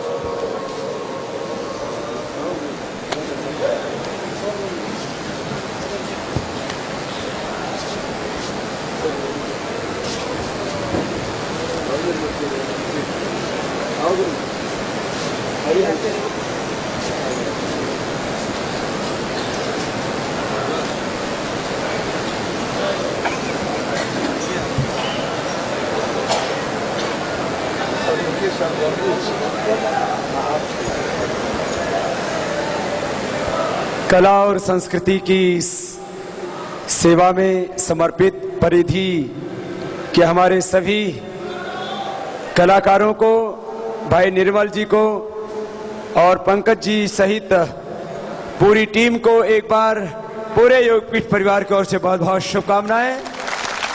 इसी तरह से वो कला और संस्कृति के माध्यम से राष्ट्र की सेवा के इस अनुष्ठान को आगे बढ़ाते रहें और इस कला मंच पर जिन्होंने भी मंचन किया सभी भाई बहनों का भी एक बार सबके ओर से बहुत बहुत अभिनंदन। सबके पुरुषार्थ के लिए, सबकी इस कला साधना के लिए सबको हृदय से बहुत बहुत आशीष। हमें पूरा विश्वास है कि धीरे धीरे ये पूरा देश जगेगा और पुनः अपने अतीत के गौरव को प्राप्त करेगा। सबको बहुत बहुत धन्यवाद। श्रद्धेय स्वामी जी के बाद मैं आप सबका वंदन और अभिनंदन करता हूं। और जैसे कि अभी निर्मल जी ने मुझे बताया था कि हमारे इस देश के जो हमारी नई जो युवा पीढ़ी है, युवा भारत की जो ऊर्जा है, दर्शक के रूप में तो आप सब थे और कलाकार के रूप में भी सभी लोग अधिकांशतः हमारे युवा भारत के ही कार्यकर्ता हैं। तो यही प्रक्रिया को आगे दोहराना है। यहाँ से जाकर के भी हम इसकी जो सीडी है, रिकॉर्डिंग जो बोल है, वो आपको उपलब्ध हो जाएगा। आपने देखा होगा ये एक्टिंग कर रहे थे और रिकॉर्डिंग सीडी के माध्यम से उसको वो अभिनय किया जा रहा था। तो ये आप कर सकते हैं कहीं भी, गांव में, चौपाल में, देहात में, स्कूल में, कॉलेज में, सार्वजनिक जगहों पर, कार्यक्रमों में इसको आप प्रस्तुत कर सकते हैं। यह संदेश गांव-गांव में हमें पहुंचाना है, घर घर में पहुंचाना है, देश के अंतिम व्यक्ति तक पहुंचाना है। इस संकल्प के साथ आप जाएंगे। श्रद्धेय स्वामी जी का जो मिशन है, जो अभियान है, जो सोच है, जो दृष्टि है, उसी दृष्टि से हमें देखना है, उसी सोच के साथ हमें जीना है, उस अभियान को जन जन तक पहुंचाना है। तभी हम श्रद्धेय स्वामी जी के शक्ति के रूप में अपने आप को पूरे देश के कोने कोने में पहुंचा पाएंगे। तो इस नाटक के माध्यम से, इस मंचन के माध्यम से उस अभियान को जन जन तक पहुंचाने में एक मील का पत्थर साबित होगा। शर्मा जी क्योंकि आज आए थे हमारे साथ, आपको बहुत अच्छा लगा। 2 मिनट आप बोलना चाहते हैं, माननीय गौतम जी। मैं बहुत आज गदगद हूँ यहाँ आकर, आभारी हूँ। एक पंक्ति मुझे याद आई स्वामी जी के लिए, जिस तरह स्वामी जी का जीवन है जो बीच भंवर पैदा होते और तूफानों में पलते हैं, जो बीच भंवर पैदा होते और तूफानों में पलते हैं, धरती की किस्मत का नक्शा ऐसे ही लोग बदलते हैं। धन्यवाद। मैं एक दो बात कहना चाहूँगा। यह नाटक मैंने लिखने की कोशिश की स्वामी जी के आशीर्वाद से। साथ साथ कई देश के महत्वपूर्ण गीतकारों के गीत भी इसमें लिए गए हैं। उसमें एक गीतकार हमारे बीच उपस्थित भी हैं, श्री बुद्धिनाथ मिश्र जी, जिन्होंने जिंदा दिल जो भी है अपने मुर्दा घर से करे बगावत, यह गीत उनका इसमें शामिल था। मैं उन्हें मंच पर सादर आमंत्रित करता हूँ, वे मंच पर आ जाएं। उनके हल्ला बोल जो आपने गीत सुना वो उनका लिखा हुआ था। दूसरा, हमारे इस पूरे कार्यक्रम में जो पूरे नाटक में जो लीड रोल में थे श्री शिरीष डोभाल जी, जो दादाजी का अभिनय कर रहे थे, वरिष्ठ रंगकर्मी हैं, उत्तराखंड के ही हैं। और उसके बाद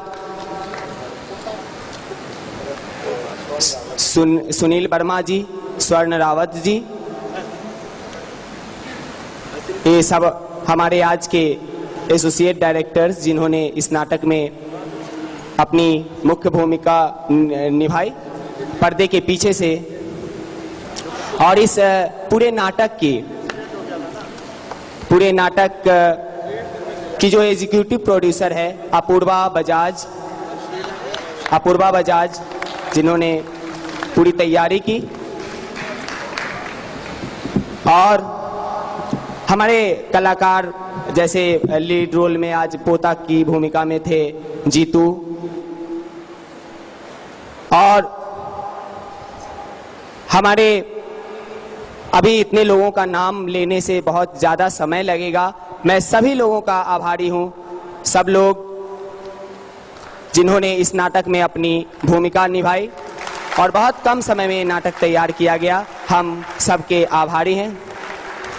और एक बार सब स्वामी जी से आशीर्वाद, उनके साथ श्रद्धेय आचार्य जी के साथ फोटो